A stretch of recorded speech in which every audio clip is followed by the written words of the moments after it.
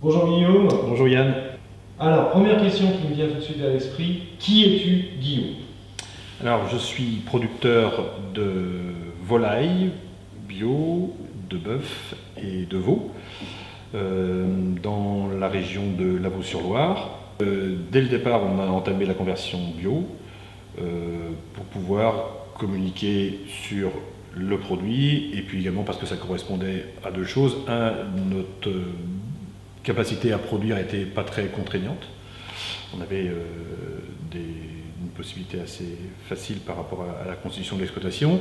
Et puis on avait également, c'est aussi par volonté plus politique et par conviction de produire bio. C'était plus intéressant pour nous sur le plan éthique. Voilà. D'accord. Et donc aujourd'hui, est-ce que tu peux mettre un petit peu en avant et en exergue c'est quoi la production bio aujourd'hui? C'est quel process de production par rapport à ce que je vais appeler une production traditionnelle? C'est étonnant comme question, mais on ne fait rien d'autre que ce que faisaient nos grands-parents. C'est-à-dire qu'on élève de la volaille avec du grain qu'on produit sur l'exploitation. On n'y ajoute pas d'antibiotiques. On n'a pas le droit d'y faire de traitement vétérinaire. Le principe, c'est d'arriver à une autosuffisance alimentaire sur l'exploitation, c'est-à-dire qu'on produit nous-mêmes nos céréales, on fait un mélange céréalier à base de triticale, de pois, de févrole et d'avoine. Ce mélange-là est produit chez nous et distribué à la volaille, qui ont... la volaille, c'est assez simple, ce sont des petits lots. C'est pour ça que je fais référence à ce que faisaient nos grands-parents. C'est pas des unités de 20 000 ou de 30 000 volailles.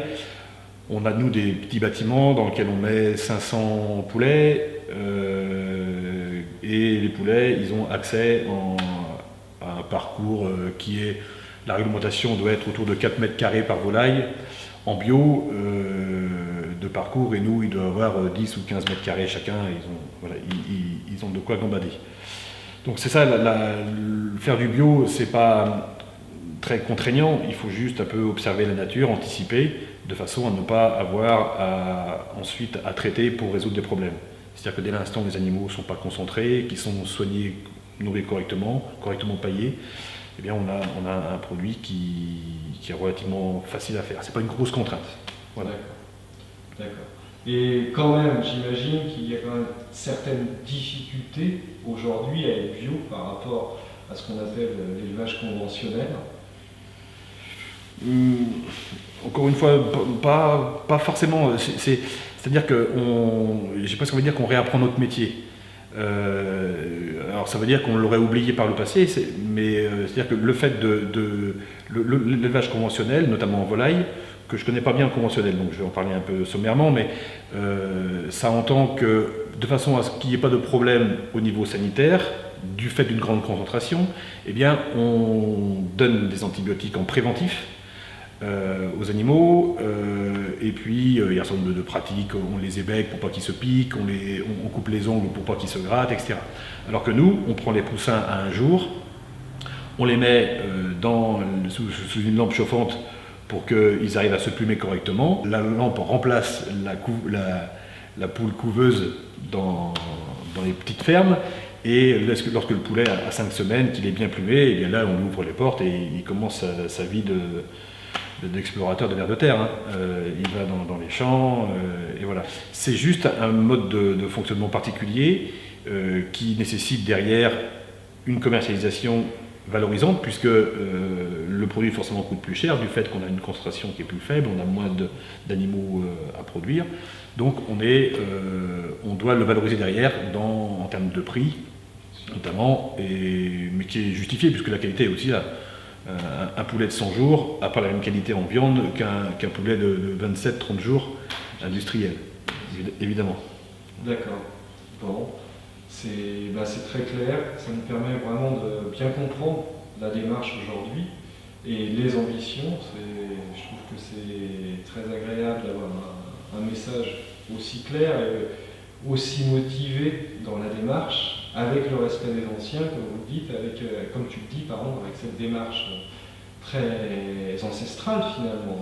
Ouais. On reprend ce qui était fait avant On n'invente rien. Au lieu de faire de la masse, on fait de la qualité. Mhm. Et moi, en fait, la question là-dessus, c'est justement, pour revenir au resto bio,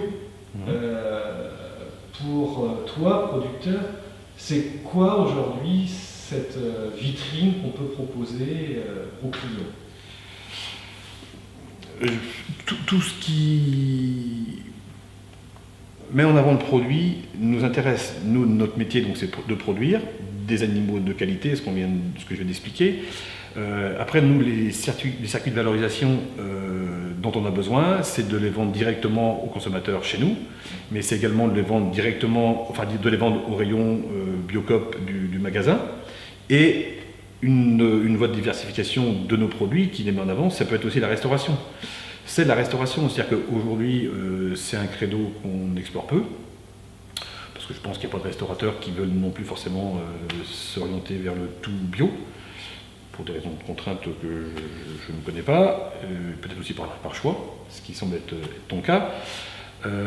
Donc nous, on est forcément intéressés par ça, puisque c'est une flèche de plus à notre arc de valorisation du produit. Voilà.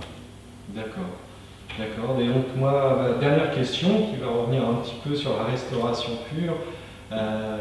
Toi, Guillaume, avec ton poulet, est-ce que tu as une recette coup de cœur? Alors, je préfère tous les poulets qui sont préparés par d'autres, mais je sais en faire un. Je sais en faire un, c'est un petit bricolage personnel, mais qui me va bien. Je mets un poulet que je badigeonne d'harissa. Pour le corser encore un peu plus, on le pique un petit peu à l'ail. Et puis on y ajoute des navets ou des panais à confire dans le jus. Et c'est pas mauvais du tout. Bon. C'est ma recette, c'est la seule que je sache faire. Ouais, mais bon, ça donne bien envie. Ouais. Peut-être qu'on l'essayera au restaurant, justement. D'accord. Okay. Donc, Guillaume, je te remercie. Ça va. Et puis, je te dis à bientôt. Bon courage pour la suite. Bon courage à toi aussi. Et puis, en espérant te voir bientôt au restaurant pour présenter ta démarche, qui est quand même exceptionnelle, au sein du restaurant, pour nos clients. Avec plaisir.